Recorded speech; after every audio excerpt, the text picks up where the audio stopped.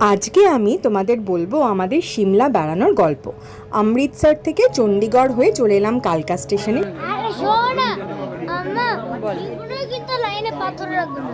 হ্যাঁ, আর একদম সঠিক সময় আমাদের টয় ট্রেন ছেড়ে দিল আর আমরা চলতে থাকলাম সিমলার উদ্দেশ্যে।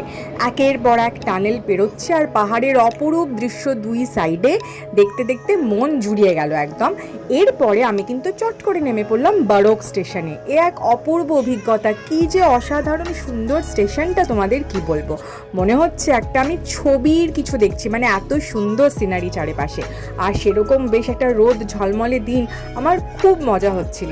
আর তারপরে খুব টায়ার্ড হয়ে সিমলাতে যখন পৌঁছালাম, একটু হোটেলে তো রেস্ট করলাম, আর সন্ধেবেলা বেরিয়ে পড়লাম আমি, বাবার ছেলে মানে আদিত্য।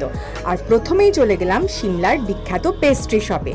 দারুণ টেম্পটিং সব পেস্ট্রি।